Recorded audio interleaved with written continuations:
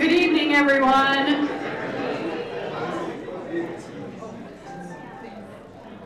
Thank you, you brave souls who stayed in the midst of falling snowflakes.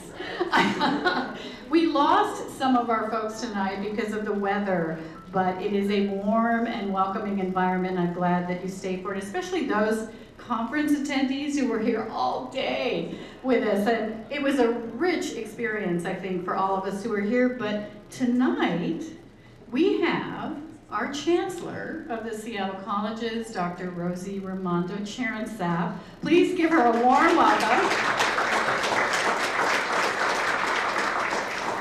Because she's our fearless leader, but because she came here straight from a trustee meeting, which takes real commitment with the snow falling, et cetera, from North Seattle colleges. Yeah, another round of applause. But I will tell you that Dr. Rosie has been a true Seattle Colleges devotee. She's been here for more than 20 years, starting out at South Seattle College, in various roles, Vice President of Student Services, and moved up to become our Chancellor in 2023. Not only the 11th Chancellor of the Seattle Colleges, but was also then named to the list of the world's most influential Filipino women. So another round of applause. Alrighty, so we've given her an iPad. Things have changed a bit. Jolenta Coleman-Bush was not able to join us tonight from Microsoft, but we do have some distinguished guests, and Dr. Rosie will introduce our guests, and we'll get this rolling. Thank you, Carrie. Thank you, everyone. I'll start here at the podium, and then I'm going to join our illustrious panelists for a seat here. But it is wonderful to see you all. It's nice to drive into a packed room with some good snacks and see some familiar faces and from around the system.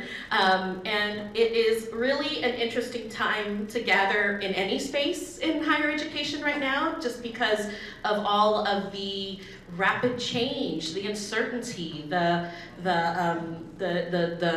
I don't even know what to call it, that's happening around us at a time where we've otherwise been so focused on creating and supporting pathways for all of our students, on building in the sense of value, especially around community colleges, which is, I know, what we all represent in here. And but it's also a time of great opportunity, and at least an opportunity to gather in a way that we haven't before. I'm really excited that the WAFL group, which, by the way, in the alphabet soup of our state system, the president's group is affectionately known as WACT.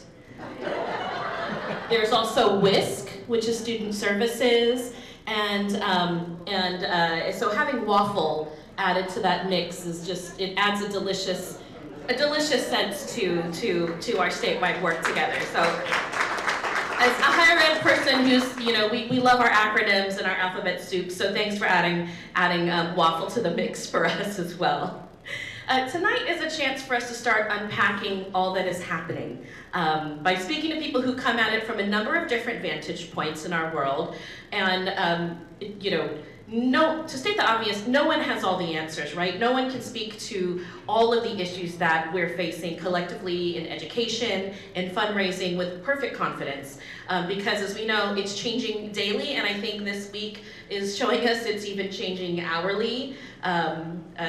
On my way to our board meeting earlier today, I was able to listen to our governor's press conference too, where they were addressing, he and the AG were addressing some of the challenges that we're seeing at a federal level. But hopefully together, by gathering like this, we can at least begin to see some of the broad contours that bring us together. And we know that each of you has a part of this picture as well, and we'll be eager to get your questions throughout the conversation a little later on. But for now, let me introduce our distinguished group up here. And first, as Carrie mentioned, Jolenta Coleman-Bush was not able to be here. She caught the crud. It is going around. I'm recovering from it as well. But we regret that she can't be here, but we wish her well and hope that she's getting some rest. And our other panelists, however, are equally stellar and a little bit healthier. So I anticipate a really nice discussion with us all here shortly. So first I'd like to introduce Alex Yang. Please give us a wave. joined the Bank of America in 1997. He now serves as the Seattle Market Executive, and in that role, he works alongside the bank's Seattle leadership team to direct local market strategy, employee engagement, and investments that address community needs and economic development across King, Pierce, and Snohomish counties. He's a graduate of Brown University, and outside of work, he volunteers with nonprofits including the Pacific Northwest Kendo Foundation, plus Greater Seattle Partners, where he serves on the board. And once again, he also works with Rainier Scholars, which is a wonderful program as well. Applause for Alex Kim. And starring as panelist number 2 is Rahim Rajan. Rahim is the CEO of AQL Labs, another lover of alphabet soups, I see, a venture that he's founded in 2023 after 12 years as the deputy director of the post-secondary success team at the Gates Foundation. The aim of AQL Labs is to help higher ed, both here in the US and across the globe, to better serve learners and amid all of today's massive technological innovation and disruptions. Born in Rwanda, Rahim is a first-generation American and holds degrees from the University of Chicago, the Institute of Ismaili Studies in London, and the University of Cambridge. And we're honored to have him as well as vice chair of our Seattle Colleges Foundation Board. So welcome, Rahim, to the stage. And finally, rounding out our trio is Paul Rucker, who many of you have met earlier in this conference if you participated today. He is the Vice President for Alumni and Stakeholder Engagement and the Executive Director of the UW Alumni Association. I don't know if there's an acronym that captures all of that, Paul, but he's been at the UW for 20 years and 20 and a half years in a variety of alumni relations roles. And he is also a born Husky. He attended UW, earning both bachelor's and master's degrees, the latter at the Evans School of Public Affairs, which is where I went to and also have an MPA from there. So also a fellow Husky, although in full disclosure, I'm a double Coug as well, earning my, my bachelor's and my doctorate from WSU. So I always have to be transparent with that, you know that, Paul. But in 2020, Paul's tremendous contributions to the field were recognized with a Distinguished Service Award from Case District 8. And as you heard earlier in the conference, he also has a heart for community colleges, having spent a cumulative 15 years with our sister schools in Shoreline and Edmonds. And I had the pleasure of serving on a work group, maybe 10 years ago, Paul, around community college partnerships with the University of Washington, and Paul was the chair of that committee at serving at the pleasure of President Ana Maria Cauce at the time. And we were able to accomplish some wonderful things, easing the transition for students from the Seattle colleges over to the University of Washington as transfer students. So Paul, welcome as well.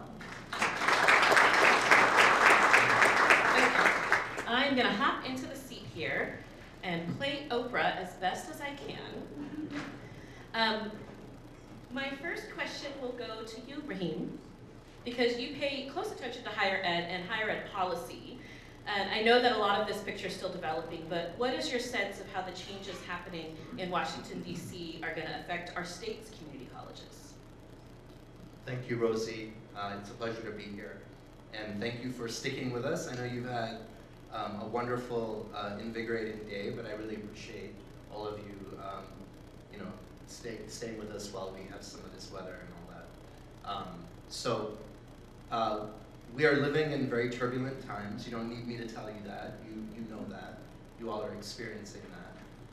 I think that turbulence is going to continue, and I think it is going to have very real impacts on our institutions, on our communities, and on the abilities to serve our students. And I think that as institutions, we have to be planning for that kind of instability, and we have to start making very important decisions locally at the state level to safeguard and protect the progress that we've made. So if you look at, over the last 2 decades, we have made steady and modest improvements in graduation rates, in closure of some of those opportunity gaps, in diversifying funding streams, in reaching out to employers and including them in how these programs are developed and the kinds of outcomes that are achieved. Now we're also standing in the middle of a major technological change that's also all around us. Some of these policies right now, we don't really know what's going to happen, but some of the ideas have been floated around, like just eradicating the Department of Education, if they're serious, are profoundly, profoundly destabilizing. And, unfortunately, they will hit our sector, the community colleges, disproportionately, because we are more reliant as a sector on some of those public dollars, and we are just living in scarcer realities than many of the private elite institutions in this country that have ginormous billions of dollars in endowments. They're also going after those endowments, apparently. But so I think what I would say is that this is the time for steady and calm thinking and planning, but staying the course and having some of the tough conversations around preparing for some of these scenarios that we would never dream of or expect to face, because that could be a possibility now. It's a non-zero chance. And when you think about the range of things that the Department of Education does, everything from FAFSA, student aid, Pell, to evidence-based research through NCES, or provisioning of the data that goes into iPads, the vast, the Office of Civil Rights. Like, there's so many different ways in which the Department of Education has tried to strengthen and improve outcomes in our nation's higher education system. And to just, with one fell swoop, get rid of that is a profound, disturbing idea. So I wish I had something positive to say, but I think that there is strength in community, and there is strength in us having the deep and hard conversations with our boards, with our advocates, with our governors, with our citizen leaders, to push back when necessary, because I think that's going to be required. Thank you, and don't worry, the beautiful thing about a panel is Alex and Paul also have a chance to provide it. The answer, the solution, so there's still hope. Actually, Paul, you're up next. So, laugh to keep from crying, right? There's a lot of change and challenge that's facing us. I don't mean to make light of these very serious challenges, but it is hard to find answers at the moment. So I'll let everybody off the hook for that at least. But Paul, in relation to the changes, I know that you having the experience that you have in our region and in higher ed in general, you know of some of the hidden strengths in our state. And these stem from the relationship, speaking of partnerships, not only between community colleges like what we have here in the room, but between community colleges and the universities like UW, between higher ed, and among higher ed writ large, but also our legislature and the corporate community, the corporate and business community. So talk to us about that, those strengths that you see there. Thank you, Rosie. Great to be here. Great to be back, everyone. So glad to be on the panel. That theme of stronger together couldn't be more true. When we think of our higher ed sector, the post-higher ed sector, post-secondary, the community colleges, the state board for the CTC, and our baccalaureate institutions, the Council of Presidents, we have a history in Washington State of coming together at times of significant need. I point to the 2019 Workforce Education Investment Act, one of the premier examples in the nation. The largest reinvestment in higher education in the country happened here, and it happened in a collaboration with all of the community colleges and the baccalaureate granting institutions and our corporate sector to bring a very aggressive tax into those high-tech companies and other large companies that receive high-skilled workers out of all of our institutions. And that WEIA funding is a dedicated funding stream to all of our institutions in the tens of millions of dollars per year. That example, that recognition, that rather than moving away from each other in times of strife and scarcity, if we come together, if we stay united, and we hold the line, our values, our principles, our commitment to access and opportunity to economic mobility, we know that that works.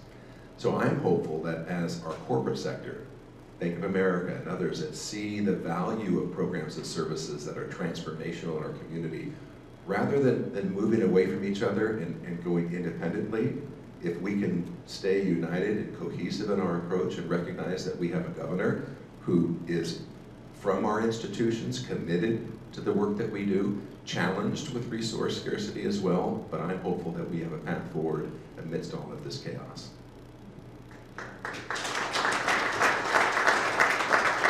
So the next question was going to be for Jolenta, but they've assigned me a point of privilege to ask it of myself, actually. Her passion's bringing in, high quality education to students from underserved communities, and that's something that I've really built my career around as well. And so the question was to be this: do you see the values underlying this work continuing? And I think in this era of sort of the demonization of DEI and some of these other challenges that we see on a national level coming to play and being used as a tool of criticism, I think it's a really apt question to respond to. And so holding the mic to myself for the moment, I would say to Paul's point as well, here in Washington, this is a place where we have been very focused on really institutionalizing more equitable approaches in all that we do. And our state board is not, the State Board for Community and Technical Colleges is not shrinking away from the vision statement that we lead with racial equity as we pursue transformation through education. And that mantle, I believe, continues to really support and underline a lot of the work that we've been building up over the last 5 to 10 years, and really even longer, but on a systemic level over the last 5 to 10 years. There's been notable, in addition to the investments in from the tax that Paul talked about, we've also had notable investment from legislators in terms of DEI work on college campuses, essentially mandating that work. And we've got our colleague here, DeAndre Fisher, the man in the hat in the back, who leads that for our colleges. He deserves a hand. And he deserves a hand. He's our Associate Vice Chancellor for Access, Community, and Opportunity, and they lead the way that we use those funds and how we're using that for professional development, for student engagement, for these things that need to be institutionalized on our campuses and across all the campuses here across the state. And so I think for us, we are really fortunate to be operating in this state under this mantle. And as was stated today in the governor's, I don't know if everyone had the chance to listen in on the governor's press conference, but he doubled down on that this is a value that our state holds, that we believe that making our institutions and our systems less racist is the right thing to do, that we believe that that diversity, equity, and inclusion are strengths, and that's the work that we continue to embrace, that's the work that attracts partnerships to us, and that's the work that ultimately best benefits our students, which is the reason why we're all here. So I don't think that we shy away from that at all. Our strategies will evolve, they'll necessarily evolve to meet the moment as they are now, but the drive and the values-based really shouldn't be shaken, in my opinion.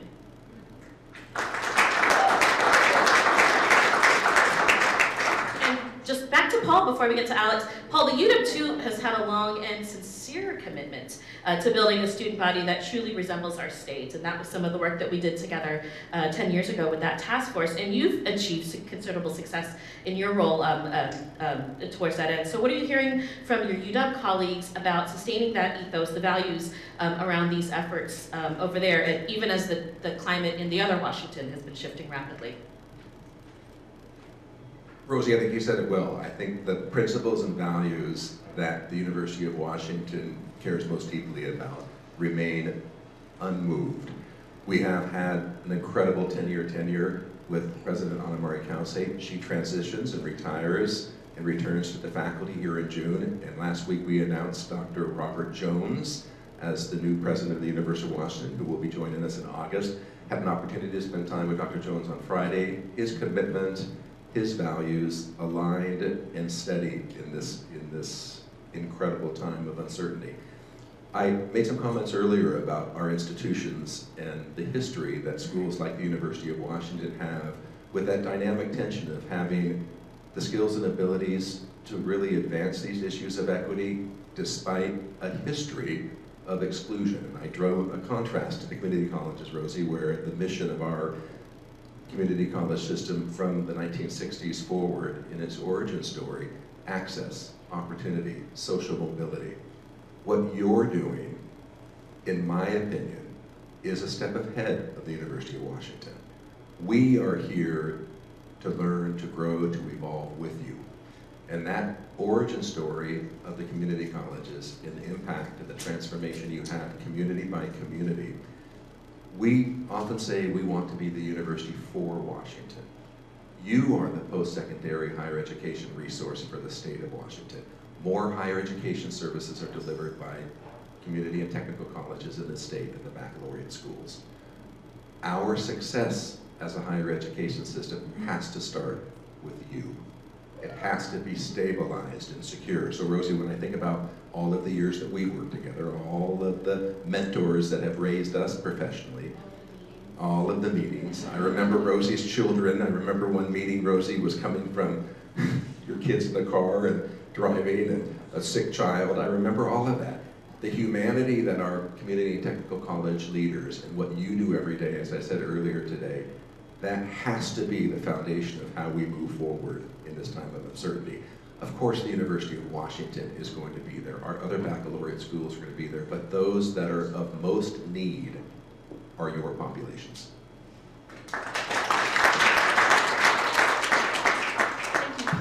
Thank you, Paul. I admit that I lost my document, so Michael, I don't know where you were, but Raheem so kindly gave me the paper, so I'm back on script. Albeit. I do. I was bringing my children to, I was bringing them to drop them off to I had to pick them up from preschool and bring them to the meeting. Yes. Thanks for reminding me on stage, Paul. That's great. All right, Alex and Raheem, I want to shift gears. Thank you. I might touch it again and mess it up, but I'll work with it.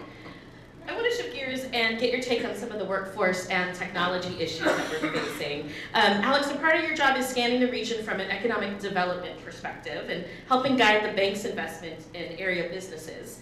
And as you think about those businesses, the market needs that they address, the kinds of workers that will be needed, do you see a growing role for community colleges in that space, a diminishing role? What's your sense of that?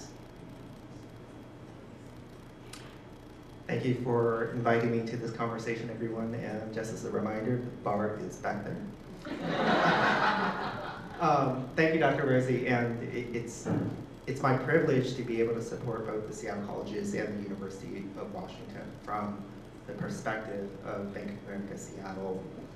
What I take great pride in is that we as an organization, and this may probably be the same way for all other major corporations, is we take our guidance from our senior leadership. And I really appreciate Brian Moynihan, who's our CEO and chairman, and the way that he has this sense of responsibility and humility when encouraging all of us to deliver for our clients, our teammates, and our communities. And the 4 things that he's asked us to do with regard to our community relations is invest in those services that would enrich the population as a whole, because in somewhat of a more selfish way, if everyone does well, then the bank will do well.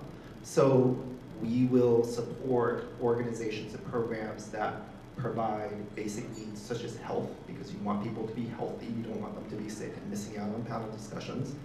You want to invest in organizations that deliver in programs that help you create income, so workforce development, skills, reskilling, advanced technologies.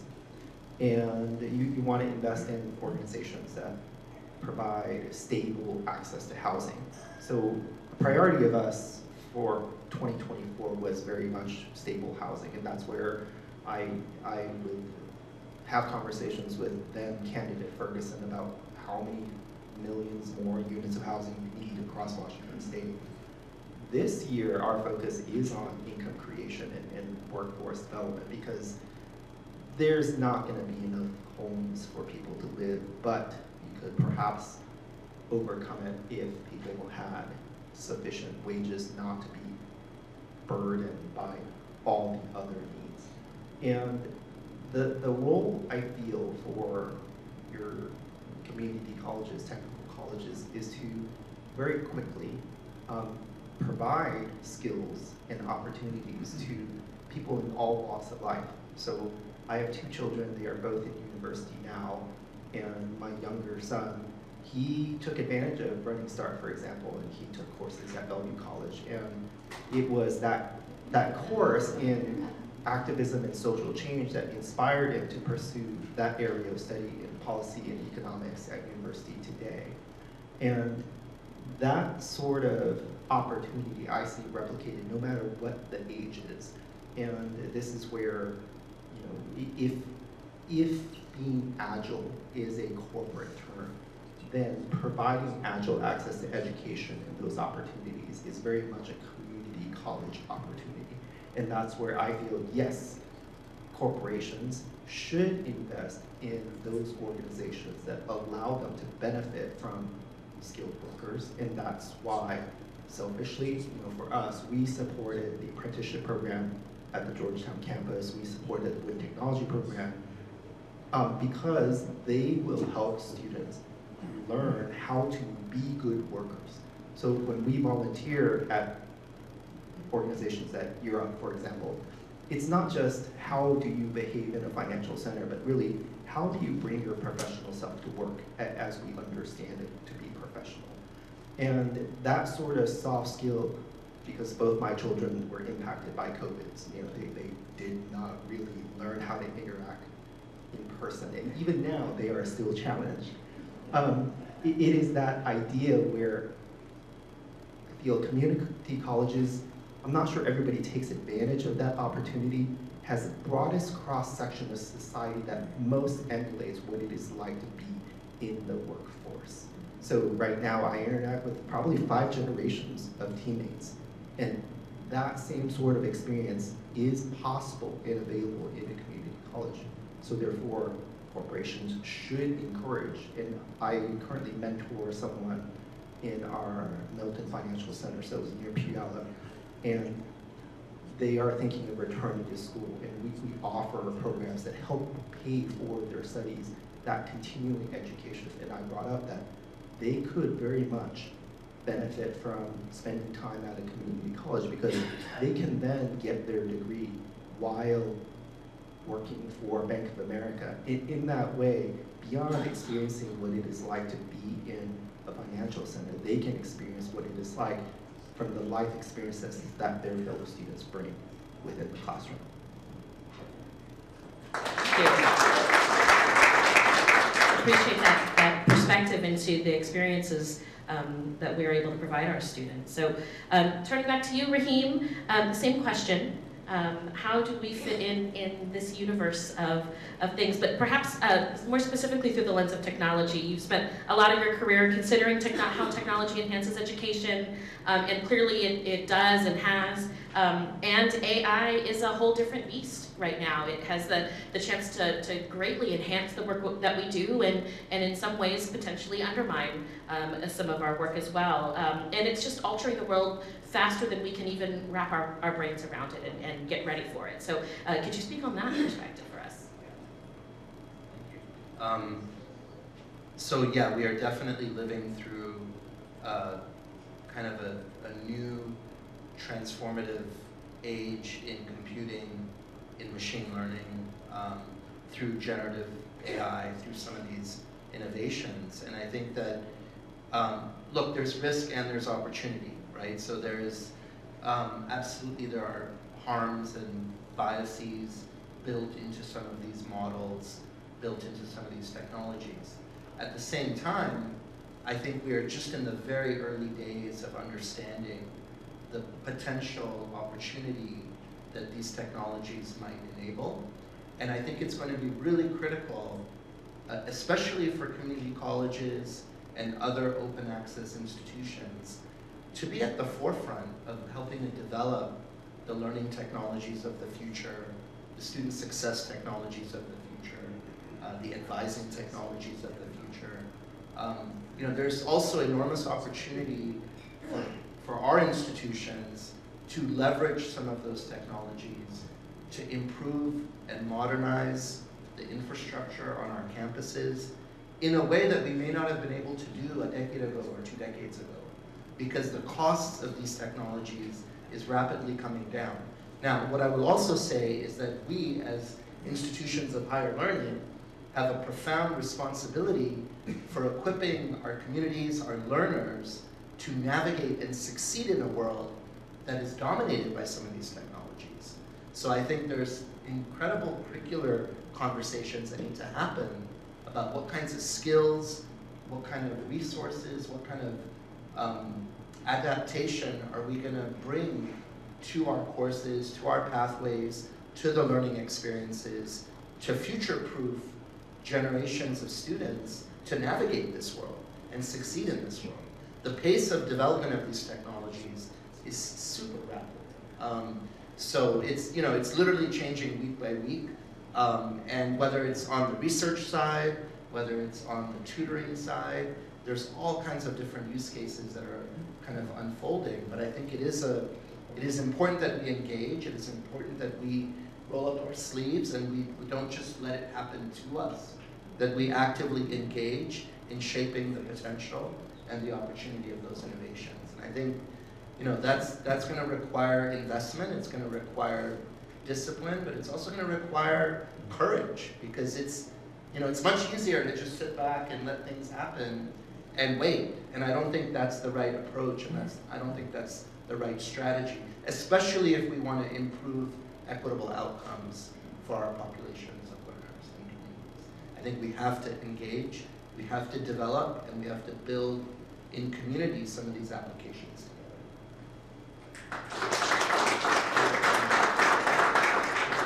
So turning back to you, Alex, I think, just the totality of everything that's going on from the perspective that you represent, your own personal perspective, having worked in the corporate world, but also with the ways that we're observing our environment rapidly evolving around us.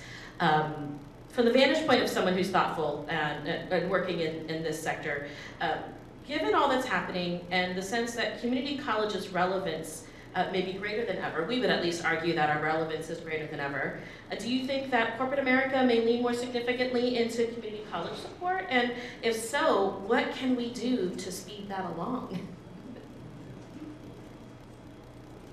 I was reading an article yesterday about diminishing rates that young men have as far as achieving post-secondary success. And it is much less when compared to women, much less at four-year universities versus two-year institutions. And one of the things that the article mentioned was the perception or the belief that education is unaffordable and doesn't generate, in corporate terms, a return on investment. And I was talking to Whitney earlier this evening about how perhaps it is because in many groups, right, the belief that some certification, whether it is a Microsoft certification or an Amazon certification, the Cisco certification, is more important than an actual diploma. And certainly, it is not necessary to have a bachelor's degree if you want to work at certain teams at Bank of America. And I feel that is true for many organizations who are very honest. So our recruiters have been taught that the educational attainment is not necessary for all roles. And therefore, the partnership with the community college and the knowledge that they bring, that the students, if they can demonstrate the skills, if that class helps them attain a certification that is recognized as achieving some sort of skill mastery, that is more important than having a piece of paper that says you graduated. And it is noted that I graduated from a university, but I am not using what I learned there in my current role. So I was in, there was a medical program that goes from undergrad to med school. And then halfway, I worked for the Atlanta Olympic Committee. And as we were passing through New Orleans, right before we went on to the Riverboat Casino, I thought, this is the best life. I should go to business school in New Orleans.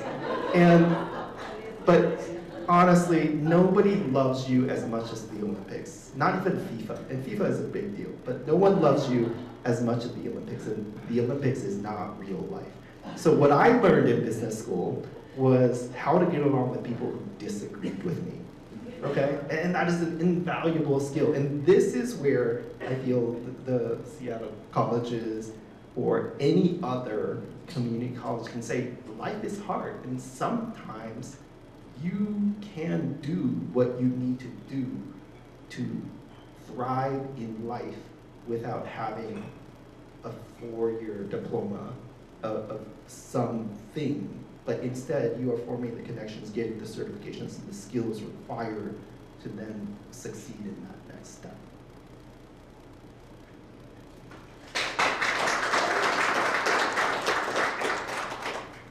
Thank you for that. I imagine New Orleans inspires a lot of life aspirations. It's amazing, yeah. Dr. Shantae Ricasner, folks, she's our interim president at Seattle Central, originally from New Orleans.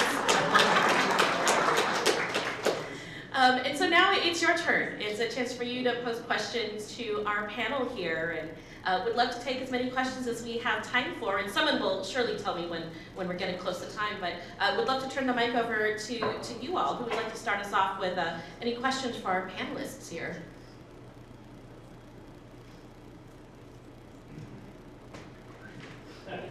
Oh, you'll take that mic. I can talk loud. We're actually going to have live streaming. Oh, now you tell me. Thank you. My name is Dave Ryberg, and I'm on the foundation board at Skagit Valley College. And I'm honored to be here. It's great to be here and to hear all of this discussion. And New Orleans is great. I'm surprised you didn't come back playing the sax, but anyway. One of the challenges that I see as I listen to you seems to be there'll be continued pressure to put out students that are trained for the workforce, but they may not be critical thinkers, as I heard you speak, Alex, and to be kind of generalist. And I think in the community college system, having worked in the community college system years ago, that seemed to be something that we always pushed against. We want people to be trained and skilled, but we also want them to be critical thinkers. How are you going to do that? And maybe you do it through your curriculum now, or it's a requirement, but it just seems to me that that is a big challenge.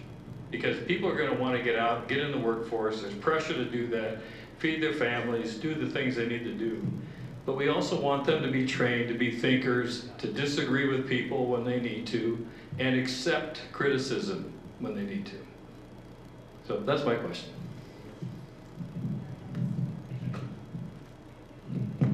Holding it? Go ahead. Well, so I think it's not only about being critical thinkers. I think we also have to think more broadly about, rising to the challenge of citizenship in the 21st century. So we are bombarded by information now on our devices, on our computers, through word of mouth. How do we discern truth from falsehood, right? And it is becoming an issue in just the functioning of our society. So I think higher education has a paramount role in literally solidifying the future of our country. Like I don't want to sound too dramatic, but I really believe that. I really believe that, the ability for people to discern, to make sense of the world, to understand society, and to earn a livelihood. Like, let's be honest, right? Like, people go to college because they want to improve their life. They don't want to just read Shakespeare. So we've got to figure out new ways of learning, new ways of education that allow people to get to their degree faster, more affordably, And it's a more enriching experience, you know, and I think it's a big challenge. Like, I won't underestimate the size of that challenge, but I think we as a community, we have a lot to be proud of in terms of what we've achieved over the last 50 years as a sector of higher education. And I think we're up for that challenge. Now, we need resources to do that, and I hope we will get partners in the private sector, in the public sector, to help enable us to do that in the philanthropic sector. But we have to be up for that challenge, because the community colleges are the engine of this country in terms of economic mobility. So that, I mean, you know, whether you're in a rural state or an urban metropolitan area, it's the community colleges that are advancing economic opportunity for the majority of Americans. I would also like to add that even without prescribed curricula on diversity and inclusion, for example, that very diversity in the makeup of the classrooms, like beyond teaching skills, the fact that people are going to interact, because I would shudder to think in any classroom there would not be conversation. It can't be simply skills delivery, because otherwise you don't need a classroom. There has to be thoughts and conversation and the exchange of dissenting opinions. And it is that diversity of opinion, as well as the willingness to accept opinions that are different, that will lead to not necessarily critical thinking in a Socratic method, right? Because you may end up with a teammate who is constantly questioning, constantly disagreeing for the purpose of disagreeing, and that's not actually desirable. And that's part of the conversation that we go through when volunteering at any organization, to say professional behavior does mean sometimes you will need to have to look out for the general good and perhaps agree to disagree and work for the end stated goal, right? Doesn't mean that you are betraying your core beliefs, but it may mean looking at the other perspective, and in that way, in order to achieve business success and a desirable outcome, what you believe doesn't necessarily mean you compromise your principles, but that you agree the other person's perspective is equally valid.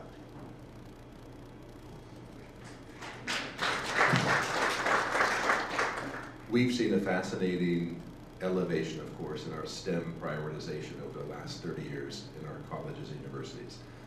40 years ago, when we started our undergraduate programs, we used to use language around, come to the University of Washington and explore, take your general education courses in your first year or two, and then find your passion.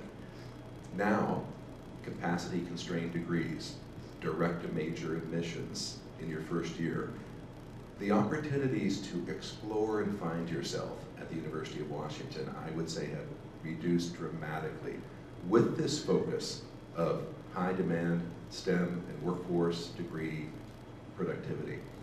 What we're seeing in the curriculum has been really inspiring, where those engineering degrees, those business degrees, have interdisciplinary crossover now in arts and sciences, where they have creative writing for engineers, communications for engineers. So we're seeing this recognition that what used to be the general education foundation of your first 2 years, and then you'd go into your major and you'd specialize, with all of the direct-to-major 4-year programs and the selectivity of that transition, we have to find other ways of bridging the liberal arts, music, and communications, and poetry into these STEM programs. So we're seeing a variety of approaches to try to get to that.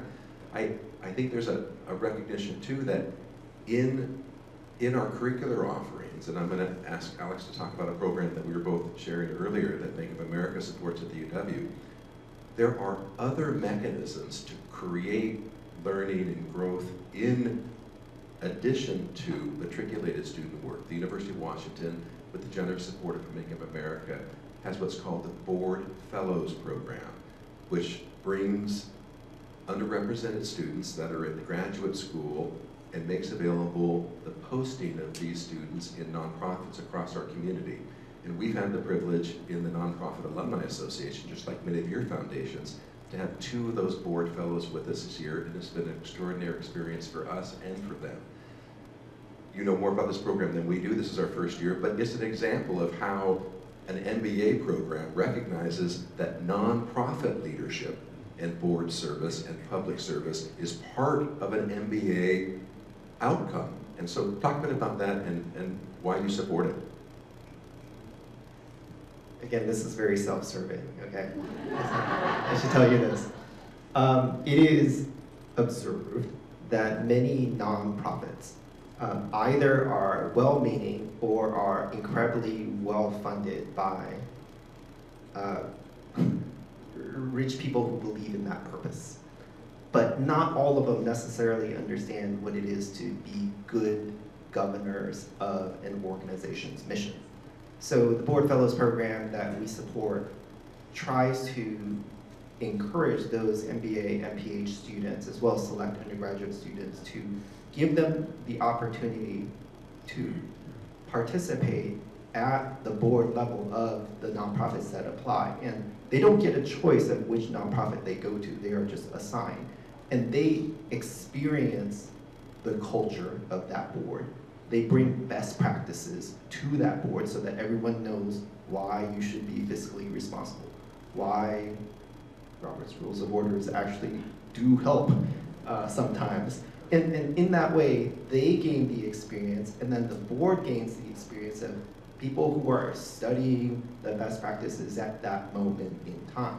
And for us, it is good because a well-informed nonprofit board who feels some amount of goodwill for Bank of America may suggest that we are good corporate partners. Yeah, no, it is. It's a great example. And thank you for the transparency as well. Another question from our participants tonight. Hi, my name is Kathy Chanel. I'm from Clark College Foundation. And the question I have is around the rapid evolution of technology, software, apps, tools, etc. Our programs can't keep up with the changes, and we find that as soon as the curriculum's written and goes through the approval process, which is lengthy, it's basically outdated as soon as it's already outdated. So I wonder if you can speak to that, or how best we might resolve that. I certainly would love to see our corporate partners be more invested in providing these tools so that we can teach the students the tools that we need to teach instead of having to pay full price for them. So you probably don't have a solution, but I would love to hear your thoughts. I really wish Jolenta was here because I would be interested in the perspective of someone like Microsoft. From Bank of America's perspective, we have training professionals, it's called the Academy, that help teach our employees what to do, and there's a variety of courses. And then we offer those same courses to our community partners when they ask for it. They are soft skills like communication, conflict management, professionalism. And we adjust that curriculum based on what our employees need. So right now, there is a lot of focus on what Gen Z needs and how to get them to be more engaged, loyal, because not everybody, every time I tell someone, it's like, this is my 28th year at the firm, their eyes pop out, right? And I focus on employee development programs for the Merrill advisors. These are the really young people that just want to get rich really fast. And therefore, the programs that we develop is based on what we see as an immediate need for the banking industry. But for technology, I would think if you find a technology partner like an Amazon, like a Microsoft, like a Meta, and really the good thing is here in the Seattle area, all of them are here. If you can find them, there is a corporate community relations team for every single one of the corporations. And I bet you they have programs on how to teach their teammates how to react to some element of technology. And if you get them in the classroom once a quarter, once a month, they could give you that snapshot of what they're focused on at no cost to you, because it's to their advantage to train students on what they are working on. So for a long time, we were worried about cybersecurity. So we had programs on cybersecurity, and we would deliver them to our community partners. But right now, I have no idea what they're most worried about. You know, right now, I think we're more concerned about public policy and keeping our heads down than cybersecurity.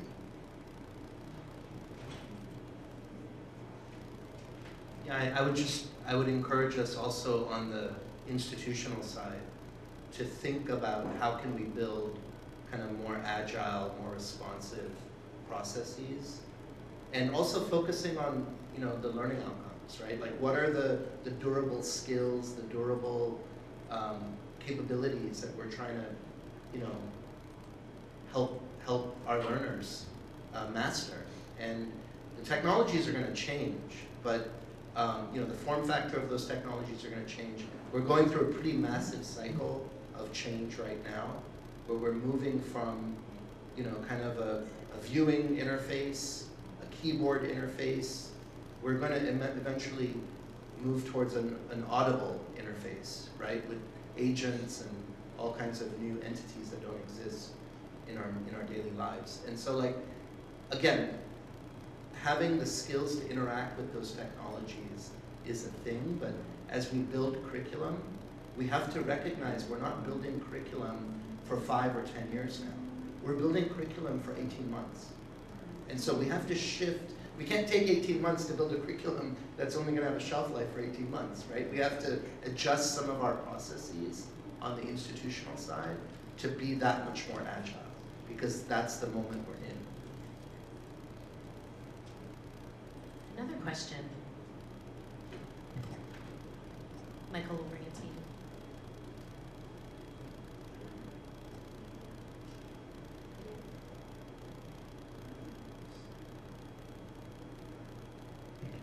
Can you hear me now? Okay. It's not a commercial. Hi, my name is Wilbur Campbell, and I'm from the industry, so I'm on the other side. I have multiple manufacturing. I thank you for, I about to asking about, you know, what kind of things that, you know, the college have been, you know, college and also university prepare the workforce today, but I think that I'm able to have that answer.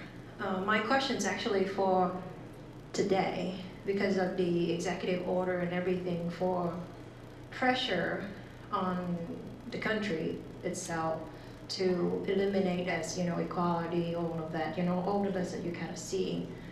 What kind of things that, you know, as the panelists, as the institutions, and as well, maybe for an employer, what kind of thing or what kind of step that you foresee, or what kind of thing that your advice would be to help us to go through this one? Because the pressure, not just from, you know, from the making the money, but then now from the executive order, for things that I'm seeing from the manufacturing side of it, it just getting, just the last 2 weeks is crazy.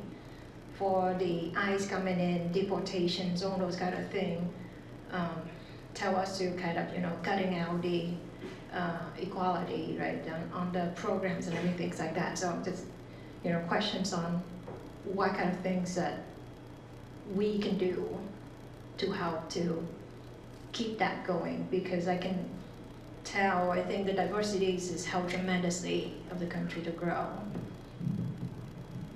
The panel doesn't mind, I'd like to jump in first to respond to that. I think one of the things that's benefited us here in our organization, but also in our state, is we've become clear about what our values are. And our values are around serving our communities, all members of our communities in their educational needs. And each of our institutions has slightly different ways that we express it, but really similar across the board in terms of how we prioritize the equitable impacts that we want to have. And so for us, these don't become DEI initiatives, they just become the work, the way we do our work, the way we seek and support our workforce. And I think that, but we're also a values-based and a mission-focused organization. And so I imagine for a manufacturing organization, depending on how you have thought about yourselves and expressed yourselves, it may be a shift to think about what your values are and what your mission is. But I think you probably have a mission statement, and you could think about how does that relate to how we value our employees, and within that, there's often the space that values diverse hiring practices and retention strategies, focusing on all members of your employee force. I mean, our audience is both our communities are made up of both our students and our employees. Yours would be primarily your employees, but I think that really starting from a point of value and being able to express and lean on your value system as an organization is a really strong starting place, because then any work that you're doing, any effort that you're doing, whatever it's called, is rooted in those values, regardless of what it might be referred to or how it might be seen. But that's just something that I reflect on as I think about how we've positioned ourselves in the community colleges. Another? Dr. Rosie, I don't know if you saw the Ezra Klein editorial 10 days ago where there was the description of how the administration is just overwhelming the population, overwhelming our systems with executive orders, and there's something new every day. So just acknowledging the disruption and the pace of the communication. If we step back though and look at the data, the American Association for Universities, AAU, the largest 100 universities in the nation, did some nationwide polling last month. And I don't know that I would say I'm optimistic, but I'm reassured, and this is where I hope a message of steadiness might be for our country. They did polling across the nation of our graduates and non-higher ed participants, so a wide, empirically significant sample. And they asked a series of questions around DEI and using all the prevailing nomenclature. And the support percentages, of course, were very low. They asked the same questions using the outcomes of our work. Do we support access, social mobility, opportunity for first-generation students, underrepresented students, those with different lived experiences? 20-point increase in support from conservative and Republican identifying participants. We have an opportunity here, and we have an obligation to reframe how we talk about our work. 1964, the Community College Act, open access. A commitment to access, opportunity, and social mobility is not new for the community colleges. This is the origin story of the community colleges. So I think that we have to be a bit more sophisticated. Social mobility, economic opportunity, access, affordability. We're a free college state, essentially, now. When we think about our community colleges and our baccalaureate granting institutions, financial need for tuition is not your barrier. Cost of attendance may be, but not tuition. So I think there's a way and an obligation. We've become so comfortable talking to ourselves. I spend a lot of time in Eastern Washington, and I talk to Huskies, degree granting, degree recipients are Huskies in Eastern Washington, and they will pull me aside and say, Paul, I don't understand, I don't get it. What is happening in Seattle? And I say, what do you mean? We're talking about access and opportunity. Yeah, I'm there for that, but what's all this DEI stuff? I think we need to reframe. I shared a data point earlier, 86% of Washington Community and Technical College transfers to the UW graduate in 4 years. First year high school admits, 74%. Your students outperforming our high school admits. Where do you think the diversity of the UW comes from? It's not coming from Roosevelt High School. It's coming from Garfield. It's coming from Highline. It's coming from your school. So I just think there's a pause for us here. What do we own in this space, and how can we talk about our values in ways that are real?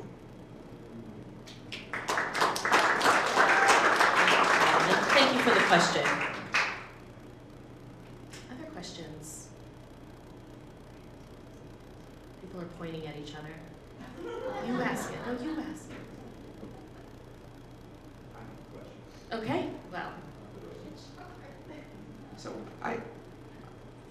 I'm very sensitive to, when we talk about, you mentioned Gen Z, and we talk about the workforce of the future, we talk about critical thinking, and we talk about all of the core kind of foundational learning constructs that we know are instrumental for success. I am amazed at how complicated the conversation about in-person engagement, return to work, and being present in community. I'm amazed at how complicated that has become. I look at what we've done today, and I look at what we do in student services and front-facing programs and in-person engagement. I look at courageous leaders that are saying to their campus community, you're not serving your students in your jammies at home in your living room. The highest need students need to be with us. So I'm curious, and I have a question for all of you. How do we live our values of human services for the least advantaged among us, who may not have the technology, may not have a quiet space at home to engage? Do we have an obligation in our institutions to be present for our audiences? What does that look like in our communities?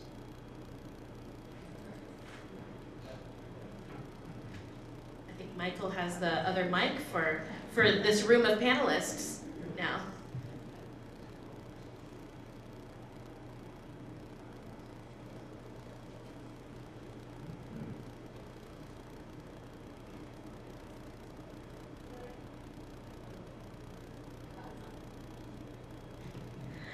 Okay, I think I kind of want to speak on it. I don't know if I can answer any of these questions, but I have more questions than I can answer.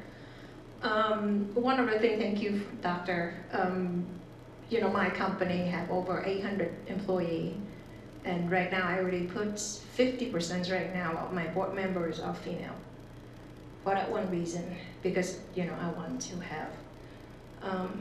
But, you know, the tremendous change, you know, one of them is bringing kids to work, like you just said about they get sick, inclusive. So before that, the previous CEO, you know, of course, you know, workplace is workplace. But once I'm coming in, say, you know what, bring your kid in. I actually have 2 kids with me walking through the floor and when their parents working. But certain things kind of like that seem to be, you know, now is more and engraved more into the culture. With Gen Z, I kind of just told her, you know, Carrie about this one. One of them, you know, coming in, they work, but they was playing game the night before. They so drunk and they just falling asleep in the machine, and it just bad. So it's like a hazard, right? So my questions also to the team is that how we're going to bring, especially the young generation coming in and excited about machine, exciting about manufacturing, because only seeing AI, they want to be, you know, just on a computer, Zoom, right? Like everything's a gaming, is the only one.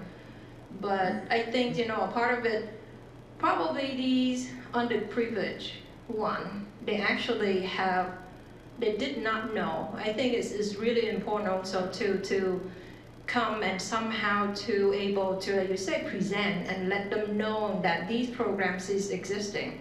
And one of them, I said, there's massive immigration that coming in here, did not know that they have access. free or not, the education program that able to give them an opportunity as a transfer from, I come to the country with nothing. How do I do, how do I have a skill to just enter the workforce so I can kind of afford, right? Food, living, something. And community college, and technical college, massive change. But what I see from the community, reaching out to that community, that underserved, underprivileged, is still there's a gap that some of them don't know. Because of my work, I kind of trying to get it into the country, to the company, and tell them, because relatives that come from a different country and said, oh, I didn't know. So to me, I think there's still a gap, reaching from, what we can offer here to the underprivileged, because they cannot have access, right, computers and all those kind of things, and they don't know that exists. They always think that they have to pay something, so they always go into with low wages and something just door a gap. But they didn't know that 2 years or 18 months, they can come in out and work as machining, they work as welding, they work at something that making money, or even construction.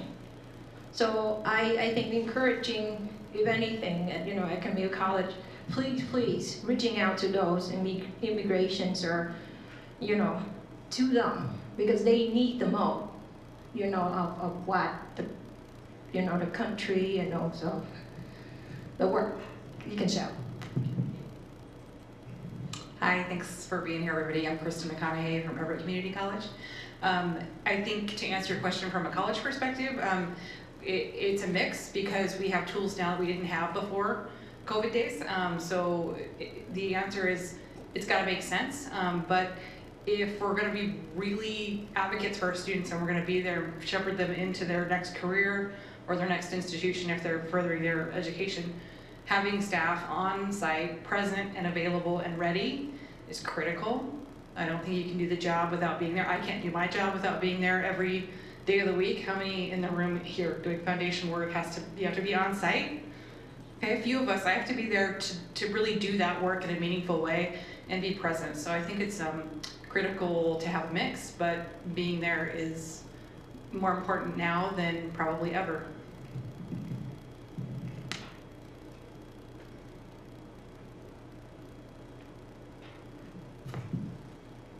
While the mic is traveling, I wanted to share a little anecdote. The last time I toured a Seattle Colleges with Technology program, and that is the fact that also present was, I believe, a graduate of that program, giving back time and volunteering for the current class of students. And as they say, representation matters. So seeing someone who looks like them, who went through it, and is now successful, that word of mouth actually spreads probably more effectively than many different types of outreach. And I don't know what the status of alumni programs for your institutions are, but that type of outreach is the same type of outreach that we at Bank of America do. We rely upon friends to recruit potential teammates because they succeed and they see happiness there. And that's how we do it.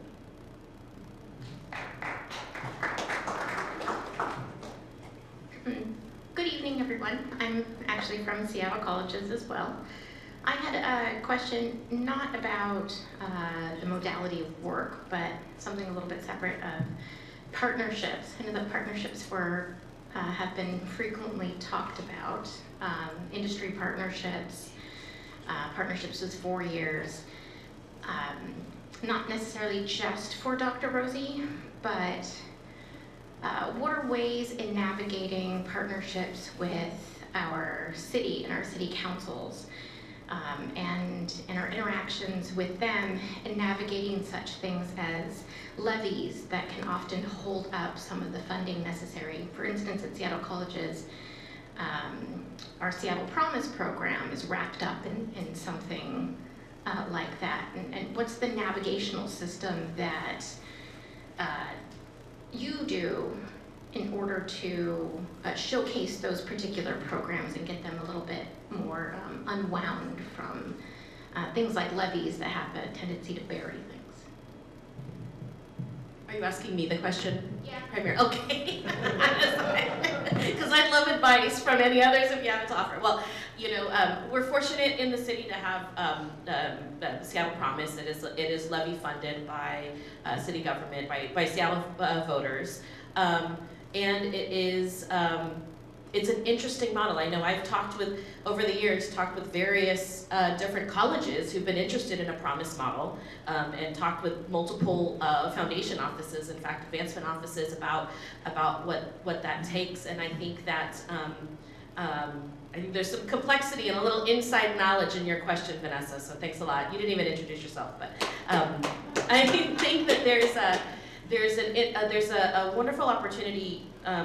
To build understanding around what the promise model can accomplish. In the city of Seattle, for us, it has been such a shot in the arm of enrollment, just direct from high school enrollment from our area high schools. And with that, we've also seen really incredible, we now have several years under our belt where we're seeing really incredible success rates.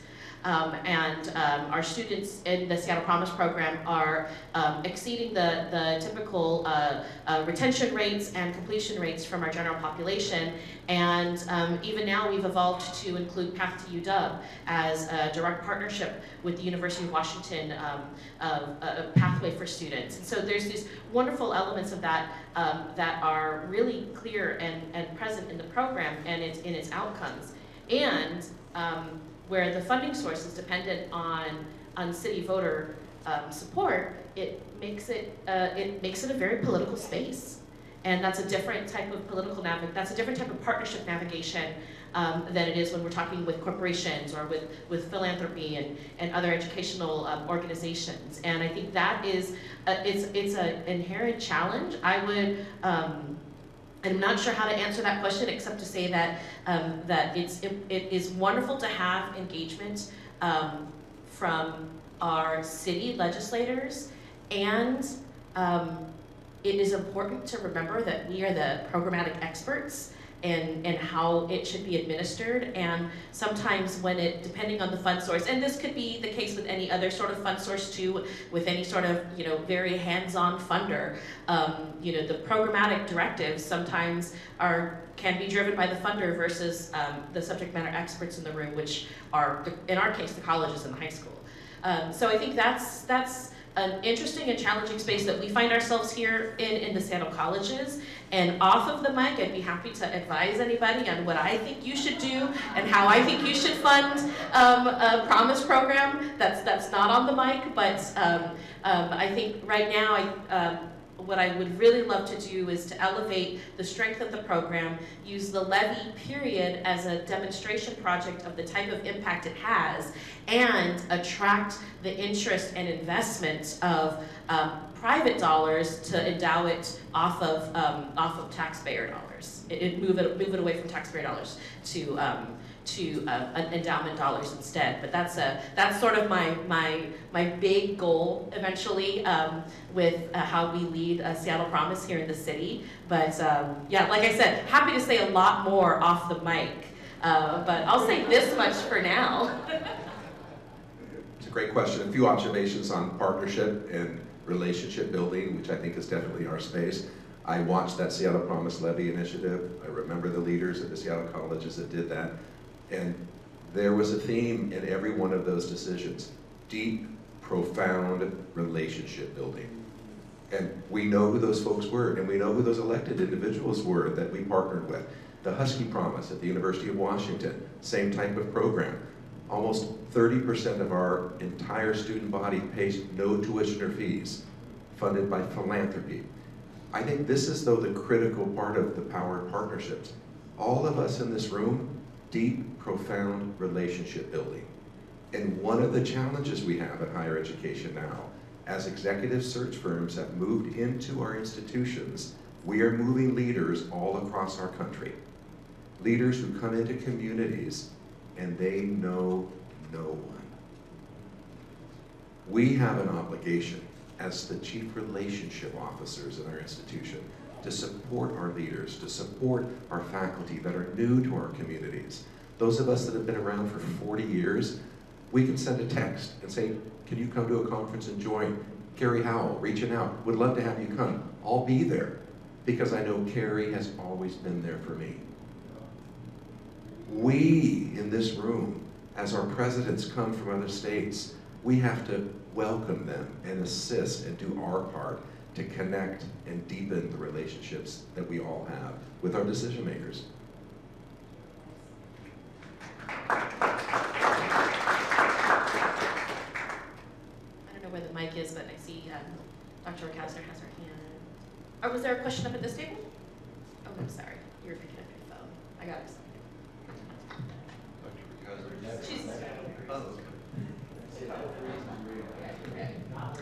Hi everyone, I'm Shantari Kastner. I am the interim president at Seattle Central College. And Paul, I want to pick up on something you just said, but it's going to go back to the conversation about people working remote. And while we're talking about relationships, I'm new to Seattle. I want to play on this whole Seattle freeze bit, right? I want to play on it. The thing is, I think often we have these conversations about this paradigm of relational.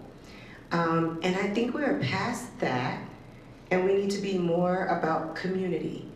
Relational seems transactional, and I think people are finding that that's insufficient.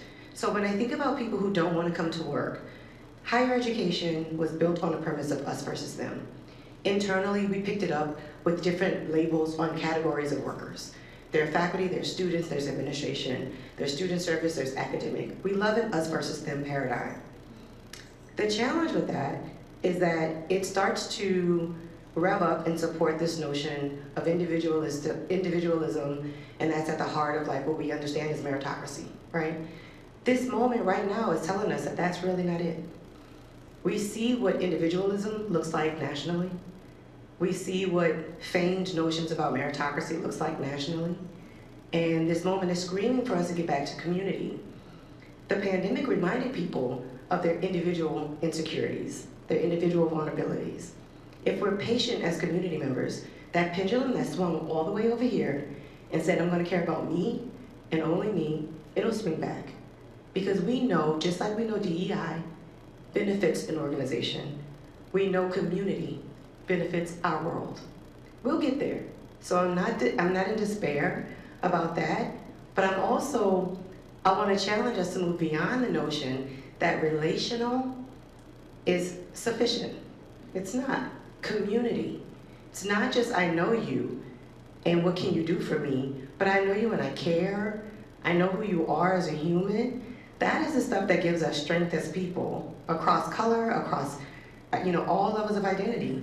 But if we elevate community in the community college, which we do all the time, and we've been doing it, right? Irrespective of degree pathway, we do that part, and that's the richness. That's the golden part of who we are and what we do. And I think you can find that wherever you are. I can be a stranger in this space and still feel like I'm a part of a rich community, right? But I bring that and I receive it. Thank you for joining the panel, Dr. Kastner. Any final questions from the audience? Are any final remarks from our wonderful panelists?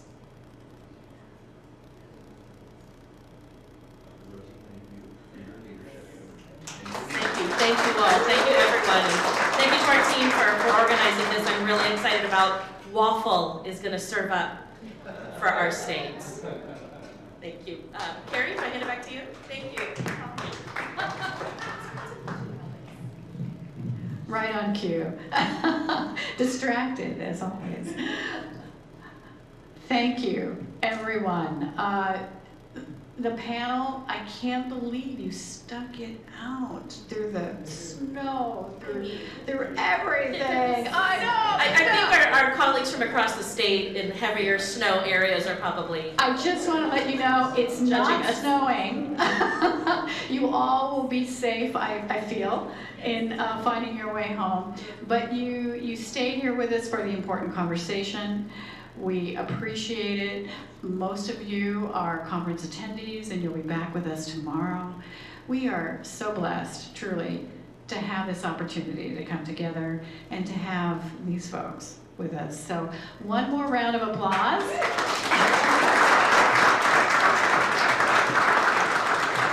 This feels like a very intimate and important conversation. The first of what I hope is many to come, because we really want to be a convener of these important conversations in our community. So thank you, everyone, and good night.